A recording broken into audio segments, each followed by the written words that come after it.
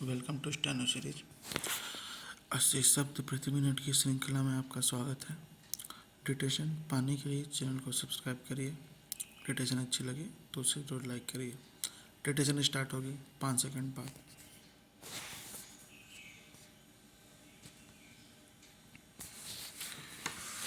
Start.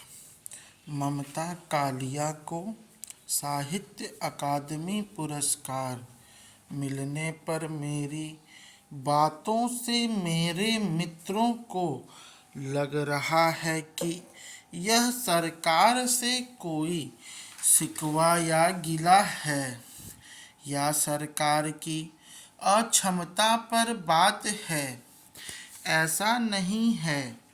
Bhajpa सरकार के समय ही नासिरा शर्मा को पुरस्कार मिला था।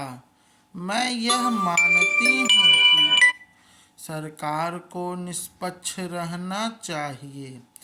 अपनी आलोचना करने वालों को भी अपना ही मानना चाहिए। जो मोदी सरकार करती है वह अपनी आलोचना करने वाले लोगों को अपना बनाने के लिए सब कुछ करती है और कर रही है। वह कम से कम इस मामले में निष्पक्ष दिखती है।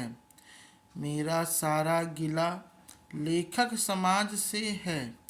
कम से कम लेखक समाज में इतनी नैतिकता तो होनी चाहिए कि वे जिस सरकार का जमकर विरोध करते हैं, जो सरकार उनकी दृष्टि में असहिष्णु, पिछड़ी, हिंदू मुस्लिम करने वाली और न जाने कैसी कैसी है, उसी के हाथों वे सम्मान कैसे ले सकते हैं।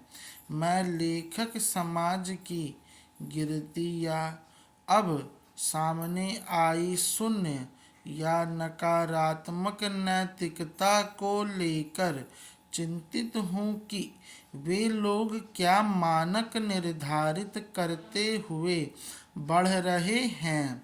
यह मैं सदा से मानती थी कि हिंदी का लेखक ऋणहीन और केंचुआ प्रजाति का है, परंतु यह सब मैं अपनी आँखों के सामने इस तरह से सच होते देखूंगी, यह मुझे विश्वास नहीं था।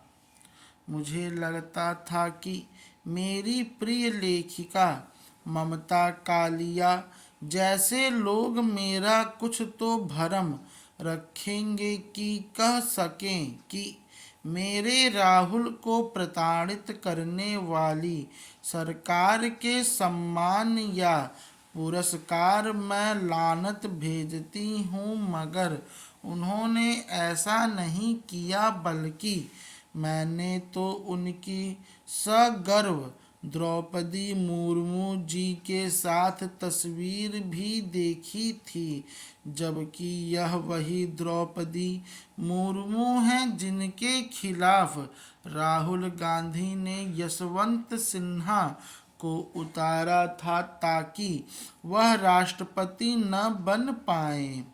इसलिए मुझे सरकार से नहीं बल्कि लेखकों की नकारात्मक नैतिकता से समस्या है और दिन प्रतिदिन इस गिरती नैतिकता के कारण मैं और परेशान होती जाती हूँ कि यह और कितनी गिरेगी। जीते जी इलाहाबाद का एक पृष्ठ मुझे पढ़ने को मिला। बताइए, इस सीमा तक सहिष्णु पुस्तक की मंगलवार को भी नॉन वेज खाने के लिए जिद करने वाला भाव हो तो उसे पुरस्कार क्यों नहीं मिलना चाहिए। कम से कम लेखक समाज को अब यह असहिष्णु वाला राग गाना बंद कर देना चाहिए। या सरकार के विषय में बोलते समय आईना सामने रखना चाहिए। सरकार की नीतियों के प्रति असंतुष्टि और सरकार से ही घृणा, ये दोनों अलग अलग बातें हैं। स्टॉप।